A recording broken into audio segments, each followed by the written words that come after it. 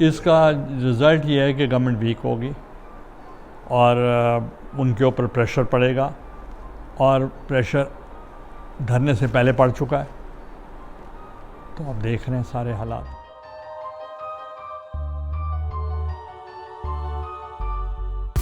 देखें, हुकूमतें जो हैं वो धरनों से नहीं जाया करती, वो कमज़ोरी से जाया करती हैं। हुकूमत कमज़ोर हो जाएगी, और कमज़ोर पहले भी है। अगर वो ये कहना कि मैं इस्तीफ़ा नहीं दूंगा, तो इसका मकसद क्या है, आप समझें।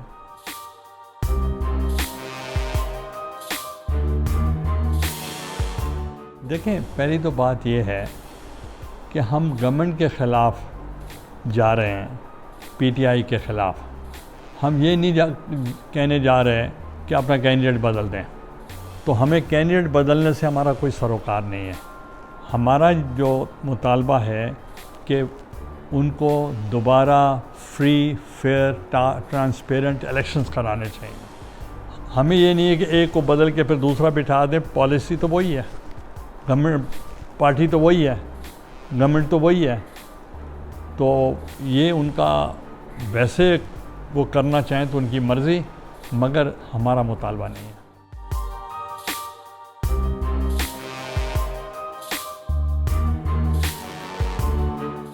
देखें, पहली तो बात ये है कि हम कोई कंपैरिजन नहीं कर रहे और हम ब्लेम गेम भी नहीं कर रहे। उनका तबीयत वाक़या ही ख़राब है, और जरदारी साहब की तबीयत भी वाक़ई ख़राब है। और ये चीज़ जो है, उनका बुनियादी हक़ है कि as former prime minister and the former president of Pakistan, कि उनको तमाम जो तिबी सहूलियात हैं वो उनको पहुंचानी चाहिए। और इधर पॉलिटिकल स्टेबिलिटी अगर होती मुल्क में, आज मुल्क का हाल ये ना होता, क्योंकि political stability leads to economic stability.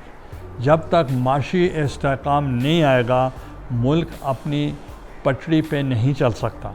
तो लिहाजा अगर इनको देर से एहसास हो रहा है इमरान खान साहब को कि हमें सियासी इस्तेहकाम लाना चाहिए, तो मेरा ख़्याल है बेटर सेंस प्रिवेल हो रही है। तो जो पॉलिटिकल विक्टिमाइजेशन है, मेरे दौर में एक भी पॉलिटिकल प्रिजनर नहीं था, और मैं लॉन्गेस्ट सर्विंग प्राइम मिनिस्टर था पाकिस्तान की तारीख़ का। तो मेरे ना किसी को हमने इंतकामी कार्रवाई दी, ना हमने किसी को जेल में डाला, ना हमने किसी को उससे बदला लिया। तो इसलिए इस्तेहकाम भी था।